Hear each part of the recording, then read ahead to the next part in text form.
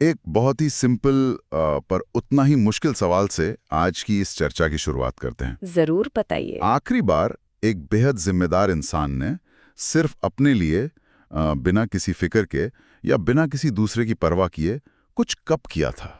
मतलब सिर्फ अपनी खुशी के लिए। ये तो सच में एक सोचने वाला सवाल है और मुझे लगता है अक्सर इसका जवाब ढूंढने में लोगों को वक्त लग ही जाता है। बिल्कुल। और अगर वक्त लग रहा है तो ये कोई इत्तेफाक नहीं है। आज के इस डीप डाइव का मिशन एक ऐसी बहुत कॉमन पर बिल्कुल छुपी हुई प्रॉब्लम को डिकोड करना है। जो कि आज के हमारे सोर्स मटेरियल पर आधारित है, जिसका नाम है the invisible burden of being responsible. सही कहा। खासकर इंडियन कॉन्टेक्स्ट में देखा जाए तो मिडिल एज्ड अडल्ट्स जिस हिडन स्ट्रेस और मेंटल लोड से लगातार गुजरते हैं, आज हम उस पूरे मजे को समझेंगे। मैं यहाँ ये ऐड करना चाहूंगी कि सोसाइटी में रिस्पॉन्सिबल होना या जिम्मेदार होना एक बहुत बड़ी तारीफ मानी जाती है। बिल्कुल। लोग बड़ी इज्जत से कहते हैं कि अरे उन पर तो पूरा भरोसा किया जा सकता है। हाँ। पर यहाँ सबसे बड़ा कैच ये है कि इस तारीफ की, इस टैग की एक बहुत भारी और छुपी हुई कीमत चुकानी पड़ती है। बस फैसिनेटिंग हियर इज कि सोसाइटी जिम्मेदारी को एक अल्टीमेट अचीवमेंट की तरह देखती है। सही बात है। पर एक्चुअली उस जिम्मेदार इंसान के अंदर, उसके दिमाग के पिछले हिस्से में क्या चल रहा है, ये कोई नहीं देख पाता है ना, कोई पूछता भी नहीं है। एग्जैक्टली। जब किसी अडल्ट से जो घर और बाहर दोनों संभाल रहा हो पूछा जाता है कि सब कैसा चल रहा है, तो एक रिफ्लेक्स एक्शन की तरह एक ही जवाब आता है कि हाँ बस मैनेज हो रहा है। मैनेज हो रहा है, ये फ्रेज तो हर जगह सुनने मिलता है। पर इस मैनेज हो रहे तो मतलब ये बिल्कुल नहीं होता कि सब ठीक है।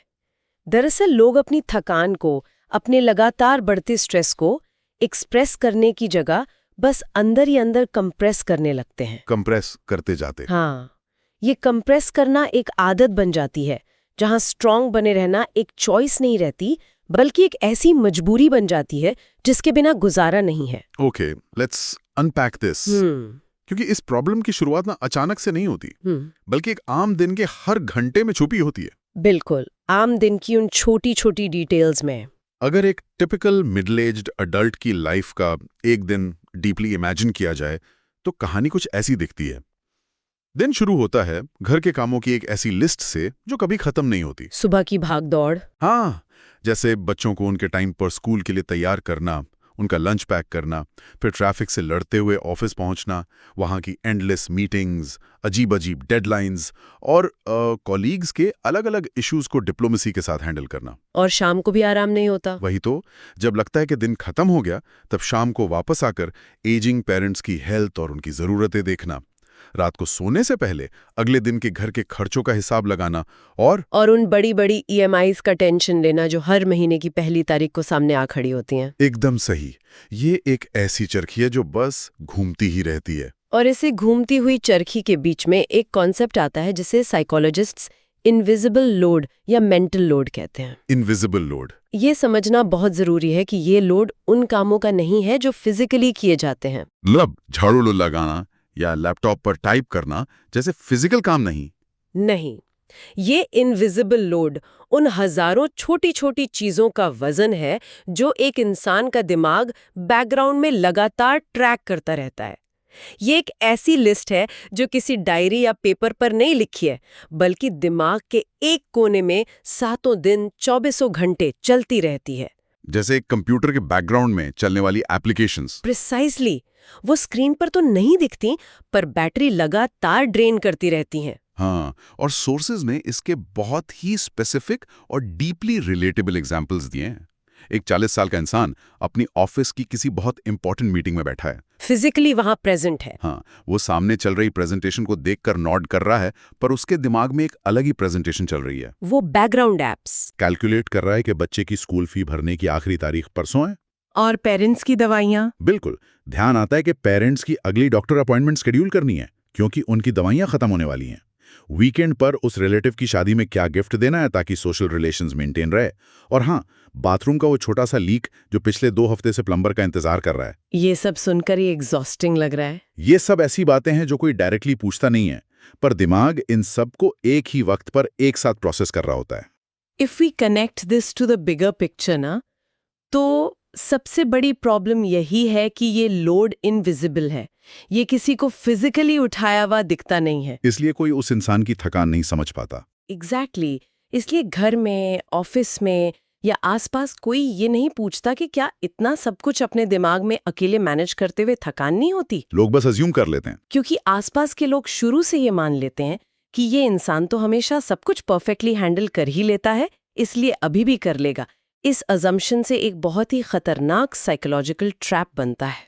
कैसा ट्रैप? इंसान को खुद अपने बारे में लगने लगता है कि मेरे पास कोई ऑप्शन ही नहीं है सिवाय सब कुछ अकेले आगे बढ़ के हैंडल करने के। उन्हें लगता है कि अगर उन्होंने एक पल के लिए भी ध्यान हटाया तो सब कुछ बिखर जाएगा। So what does this all mean? इसका प्रैक्टिकल रिजल्ट क्या निकलता है? इसका रिजल्ट बहुत सीरियस होता है। मैं समझता हूँ इसका रिजल्ट ये है कि एक पॉइंट पर आकर ये सब संभालने का बोझ इतना बढ़ जाता है कि वो एक बीमारी का रूप ले लेता है। इस चर्चा के सोर्सेज इस बोझ को क्रॉनिक रिस्पॉन्सिबिलिटी फटीग कहते हैं, जो कि नॉर्मल थकान से बहुत अलग है। बिल्कुल। नॉर्मल थकान में एक इंसान रात को गहरी नींद सोता है और सुबह ठीक और फ्रेश उठता है, पर इस रिस्पॉन्सिबिलिटी वाली फटीग के साइंस बिल्कुल अलग और बहुत गहरे होते हैं। अगर इन साइंस को ध्यान से समझा जाए तो पता चलता है कि ये मेंटल लोड सीधा बॉडी पर कैसे अटैक करता है। जैसे एक सबसे बड़ा इंडिकेटर है अनएक्सप्लेन्ड फिजिकल एग्जॉस्शन। हाँ, बिना किसी भारी काम के टूट जाना। ये बहुत ही क्रूशल पॉइंट है। ये ऐसी स्टेट है जहां दिन भर में शायद किसी ने कोई बहुत भारी फिजिकल काम ना किया हो सकता है दिन भर सिर्फ एक डेस्क पर बैठकर काम किया हो, लेकिन शाम तक आते आते पूरा शरीर ऐसे टूटने लगता है जैसे किसी ने पहाड़ तोड़ा हो। ये दिमाग का फिजिकल इफेक्ट है। दरअसल उस लगातार चलने वाले मेंटल लोड का ही फिजिकल मैनिफेस्टेशन है। दिमाग बैकग्राउंड में इतने टैब्स ओपन रखता है कि वो इतना थक जाता है कि बॉडी खुद ही जवाब दे देती है। नर्वस सिस्टम लगातार हाई अलर्ट पर रहता है। और इसी से जुड़ी एक दूसरी चीज आती है जो दूसरा साइन है, छोटी छोटी बातों पर गुस्सा। सही पकड़ा। जब दिमाग इस हद तक थक जाता है तो उसके बाद एक और आम आदत बन जाती है, छोटे छोटे बेमतलब के मुद्दों पर इरिटेट होना या गुस्सा आना।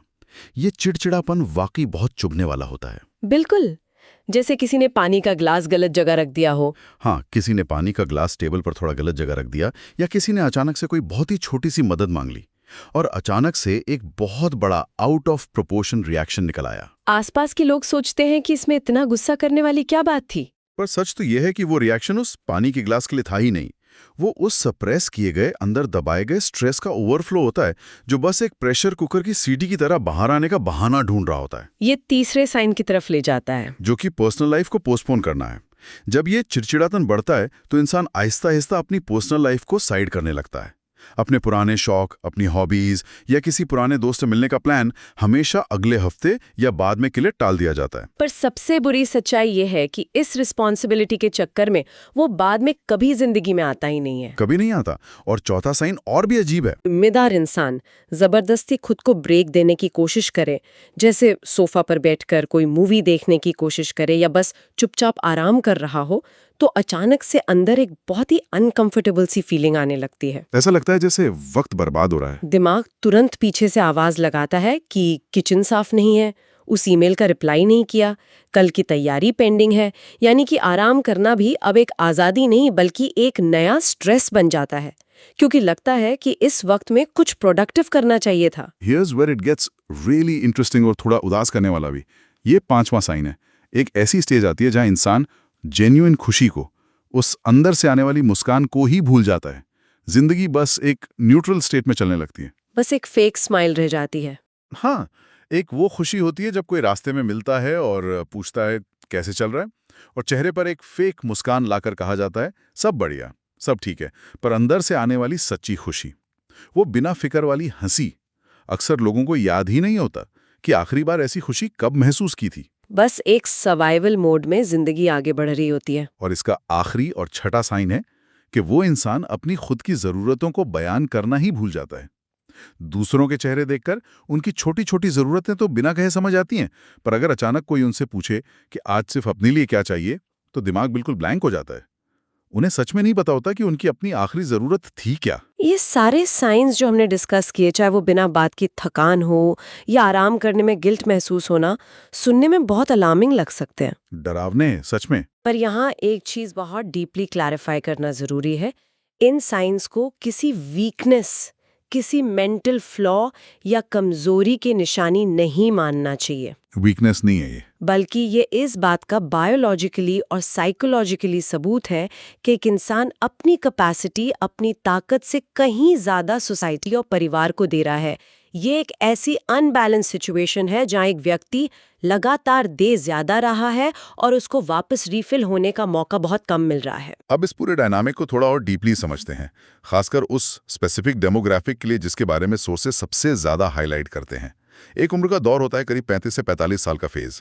ये फेज ह्यूमन लाइफ का सबसे ज्यादा डिमांडिंग और एग्जॉस्ट करने वाला टाइम होता है। This raises an important question कि आखिर इस उम्र के ग्रुप को सोशियोलॉजिस्ट ने सैंडविच जनरेशन का नाम क्यों दिया है? Sandwich generation? हाँ, इसे एक एक्चुअल सैंडविच की तरह डीपली विजुअलाइज कीजिए। एक अडल्ट बिल्कुल बीच में दबा हुआ है। ऊपर की लेयर में उनके एजिंग पेरेंट्स हैं। उन पेरेंट्स की हेल्थ अब धीरे धीरे डिक्लाइन हो रही है। उनके रेगुलर हॉस्पिटल विजिट्स है, डेली मेडिसिन्स का ध्यान रखना है और उनका एक इमोशनल अकेलापन है जिसे सपोर्ट करना है। और ठीक नीचे की लेयर में उनके अपने बच्चे हैं। बच्चों की बढ़ती हुई ज़रूरतें, उनकी स्कूल फीस, आगे के कॉम्पिटिटिव एग्जाम्स की टेंशन और उनको एक चेंजिंग दुनिया में इमोशनल सपोर्ट देना। और इस सैंडविच के बीच में, इन दोनों भारी लेयर्स के ठीक बीच में उस इंसान का अपना करियर और उसकी एम्बिशंस अपने सबसे क्रूशियल पीक पर होते हैं, जहां ऑफिस में सबसे ज्यादा परफॉर्मेंस की उम्मीद की जाती है। और इंडियन सोसाइटी सैंडविच को और भी ज्यादा भारी बना देती है। Oh definitely. हमारी कल्चरल एक्सपेक्टेशंस का अपना एक अलग ही बहुत बड़ा वजन होता है।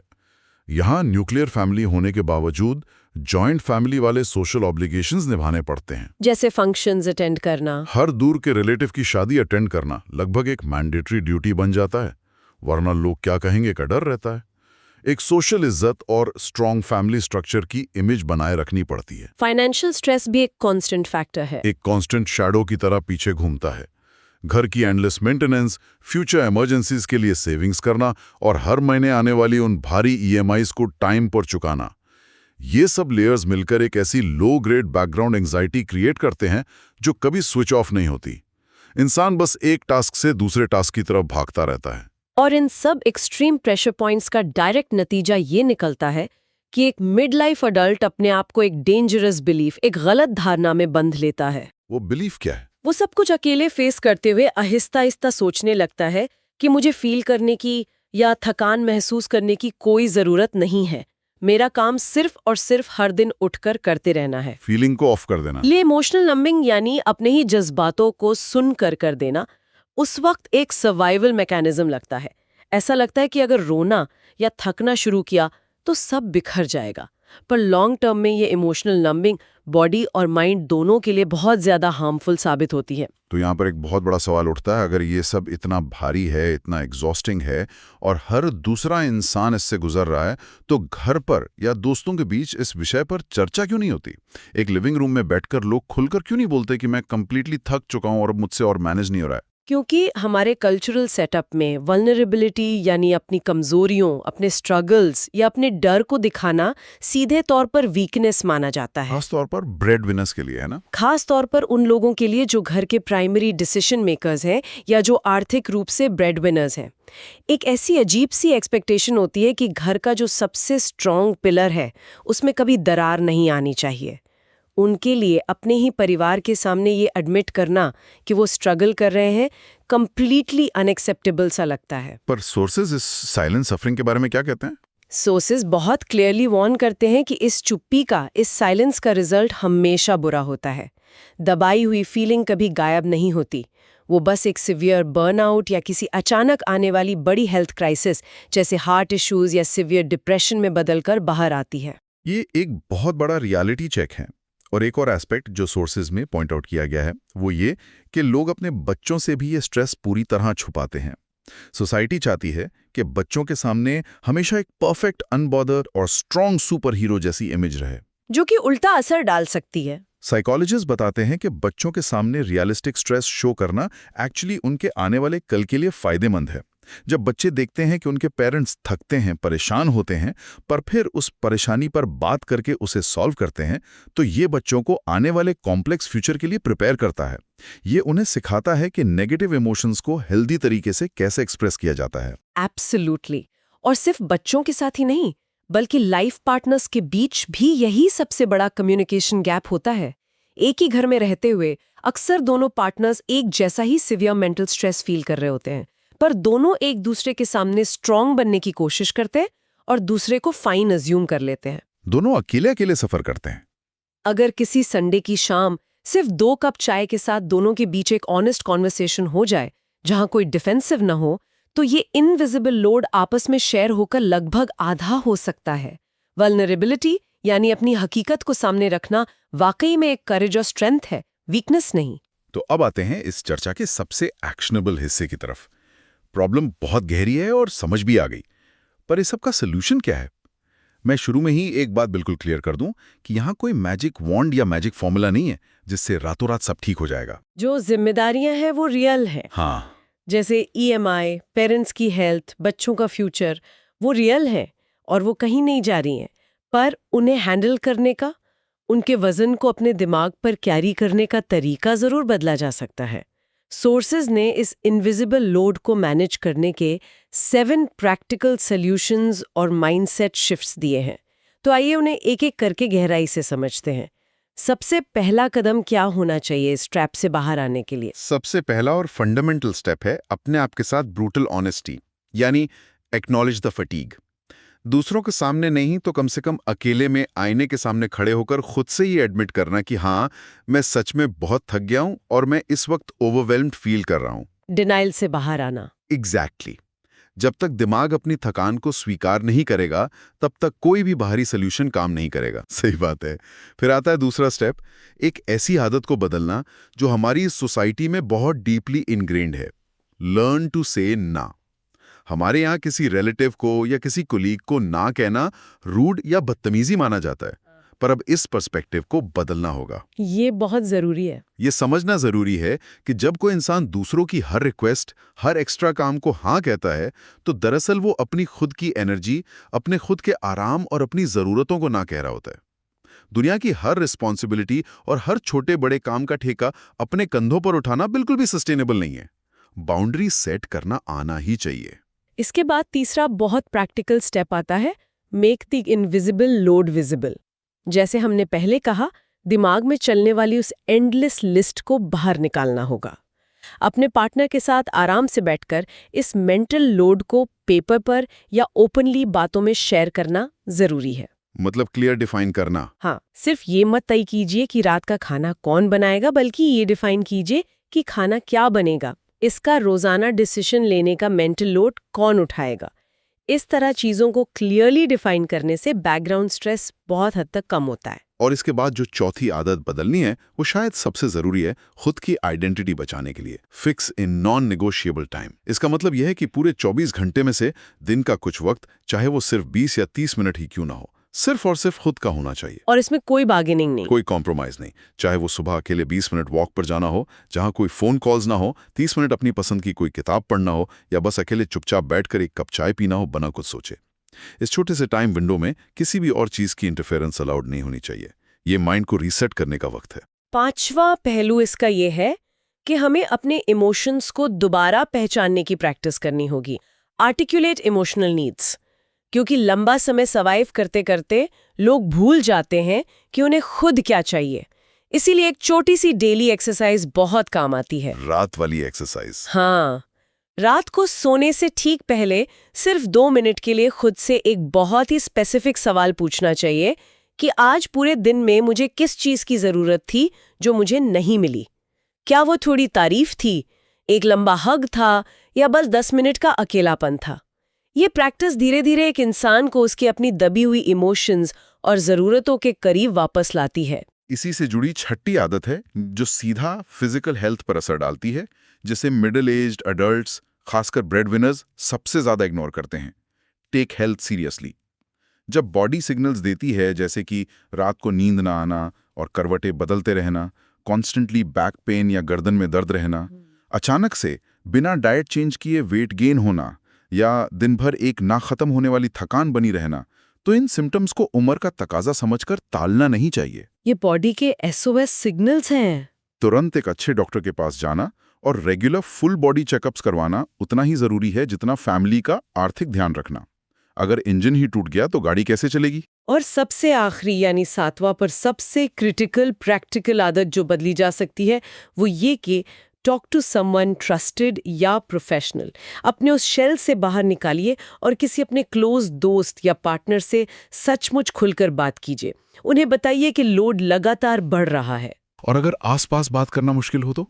अगर किसी वजह से अपने सोशल सर्कल में बात करना ऑकवर्ड लग रहा हो तो प्रोफेशनल हेल्प लेने में कोई हिचकिचाहट नहीं होनी चाहिए। आजकल अडल्ट मेंटल वेलनेस के लिए रिसोर्सेज बहुत अच्छे और एक्सेसिबल हो गए हैं। iCall, योर दोस्त और वैंडरवाला फाउंडेशन जैसी ऑर्गेनाइजेशंस स्पेशली ऐसे अडल्ट्स के लिए काम कर रही हैं जो लाइफ के इन कॉम्प्लेक्स प्रेशर्स को नेविगेट कर रहे हैं। तो इस पूरी गहन चर्चा से, इन सारे सोर्सेज और रिसर्च से जो सबसे बड़ा और मेमोरेबल इंसाइट निकल कर आता है, जिसे तभी भूलना नहीं चाहिए, वो ये है कि एक जिम्मेदार इंसान होना, दूसरों का ध्यान रखना एक बहुत ही खूबसूरत आइडेंटिटी हो सकती है, पर ये किसी भी इंसान की पूरी 100% आइडेंटिटी नहीं होनी चाहिए। एक इंसान का वजूद सिर्फ इस बात पर टिका नहीं हो सकता कि वो दूसरों के कितने काम आता है। वो जग वाली एनालॉजी बहुत फिट बैठती है यहाँ। हाँ, एक बहुत ही कॉमन एनालॉजी है। अगर एक पानी से भरे जग से लगातार सबके ग्लास में पानी पिलाया जा रहा हो, पेरेंट्स का ग्लास, बच्चों का ग्लास, ऑफिस का ग्लास, तो एक वक्त जरूर आएगा जब वो जग खुद ही पूरी तरह खाली हो जाएगा। और फिर लोग कंप्लेन करेंगे। उसके बाद लोग कंप्लेन करेंगे कि जग पानी नहीं दे रहा, पर सच्चाई ये है कि उसमें कुछ बचा ही नहीं है। फिर ना वो जग किसी काम का रहेगा और ना ही किसी आसपास वाले की प्यास बुझ पाएगी। इसलिए दूसरों की प्यास बुझाने से पहले उस जग को खुद दोबारा भरना, यानी अपना ख्याल रखना, सबसे बड़ी जरूरत है। What's fascinating here is कि इस पूरे डीप डाइव से और इन सारी सिचुएशंस को समझने के बाद एक बहुत ही गहरा और नया सवाल दिमाग में आता है। हम सब रिस्पॉन्सिबिलिटी शब्द का मतलब दूसरों की देखभाल से जोड़ते हैं, पर अगर रिस्पॉन्सिबिलिटी का बिल्कुल सही और सच्चा मतलब दूसरों का ध्यान रखना, उनकी ज़रूरतों को बिना सोचे पूरा करना और उन्हें सेफ फील करवाना है, तो क्या खुद को उस केयर की, उस ध्यान और सेफ्टी की लिस्ट से पूरी तरह बाहर निकाल देना, क्या ये अपने आप में एक तरह की सबसे बड़ी इररिस्पॉन्सिबिलिटी नहीं है? एक बहुत सॉलिड क्वेश्चन है ये। अगर इंसान खुद उस लिस्ट में आखिरी नंबर पर भी नहीं है, तो क्या वो वाकई में जिम्मेदार है? ये सच में सोचने पर मजबूर कर देने वाला एंगल है, अपने खुद के दुश्मन बनने जैसा है। इस चर्चा का सबसे बड़ा टेक अवे यही है कि अपने इमोशंस को वक्त रहते समझना, अपनी मेंटल और फिजिकल थकान को बिना किसी शर्म के स्वीकार करना और ज़रूरत पड़ने पर ओपनली मदद मांगना, ये सब चीज़ें किसी कमज़ोरी या फेलियर की निशानियां बिल्कुल नहीं हैं, बल्कि ये लाइफ में मैच्योर और वाइज होने की सच्ची निशानियां हैं। और एक आखिरी बात, अगर इस डीप डाइव को सुनते वक्त किसी को भी ये महसूस हुआ हो कि ये सारी बातें किसी अपने करीबी की लाइफ से, उनके डेली स्ट्रगल से बिल्कुल मैच करती हैं, तो इस डिस्कशन को उस इंसान तक ज़रूर पहुंचाया जाए जिन्हें इस हिडन लोड से थोड़ी सी राहत और वैलिडेशन की सख्त ज़रूरत है। जिंदगी में ये भारी जिम्मेदारियां और उनका प्रेशर हमेशा रहेंगी, उन्हें अवॉइड नहीं किया जा सकता, पर उन बोझों के तले खुद को पूरी तरह खो देना उसका एकमात्र सोल्यूशन नहीं है। थोड़ा रुकना चाहिए, एक लंबी सांस लेनी चाहिए और दिमाग के बैकग्राउंड में चलने वाले उस इनविजिबल लोड को ओपनली डिस्कस करना चाहिए। ध्यान रखना चाहिए कि खुद का वजूद बाकी सबसे पहले आता है।